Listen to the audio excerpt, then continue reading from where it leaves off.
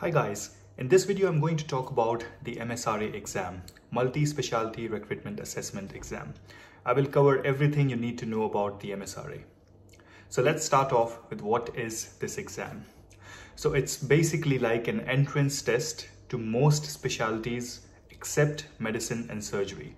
So for example, if you're planning to apply for pediatrics, radiology, obs and gynae, psychiatry, etc., you first need to sit for this test before going further. So as you can imagine, this is a very important exam. Second question, what is this exam testing you on? So it has got two parts. The first part is called Clinical Problem Solving Skills, CPS, and the second part is called the SJT, Situational Judgmental Test. The CPS or the Clinical Problem Solving Skill part is quite similar to PLAB1, where you will be asked questions about diagnosis and management. The SJT part is quite similar to the SJT exam, which British medical graduates appear for. So if you watched my previous videos, you would have heard of SJT exam. So you'll have two types of questions in the SJT exam. The first type of question is, you'll be given a scenario, like for example, a colleague had made a mistake and you've been given 5 or 4 different options. You have to rank them from the most appropriate to the least appropriate. The second type of question is where again you're given a scenario and you'll be given 7 or 8 options and you have to pick the best 3 options which you need to do. Question number 3, how is this exam scored? So you've got 97 clinical problem solving skill questions and you've got 50 SJT questions. All right, the thing to remember is it's a percentile based exam. So there is no highest score in this exam. There is no limit to what you can score. Your score will depend on how the others have performed in this exam. So the scoring is quite complex and it is something you don't need to get into. All you need to remember is there are 4 different bands, band 1, 2, 3, 4. Band 4 is the maximum you can get and that should be your aim. Band 3 is fairly good performance.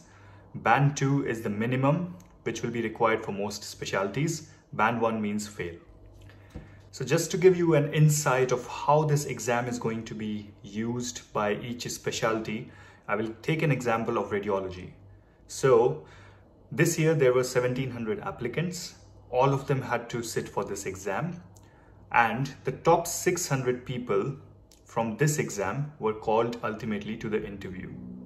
So the cutoff score was 520. Now this will be different for different specialties. Radiology is very competitive, so the cutoff score was high. From what I recall, the cutoff score for obs and gynae was somewhere around 480.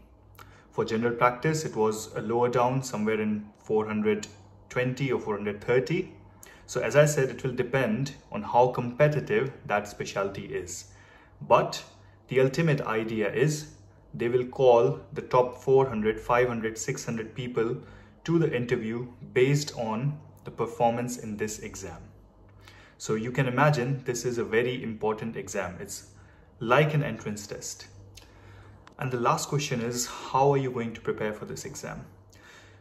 So from my own experience and from other people's experiences who have scored very high in this exam, I can think of 2 separate kind of question banks and study materials.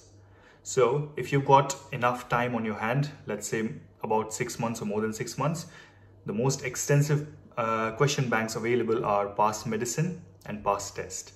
If you haven't got much time in your hand, let's say you've got less than 3 months or 2 months, then you are looking something which is more concise and which you can complete and revise in, let's say, a couple of months. So for that, you can go through either Emedica, you can go through MCQBank, or you can go through Dr. Aman Arora's materials.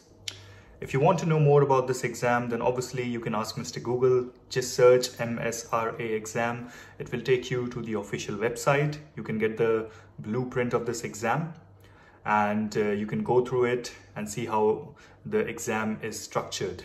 As I said, again, it's a very important exam. If you're planning for any specialty other than medicine or surgery, you will most likely end up sitting for this exam before being called to an interview. Good luck.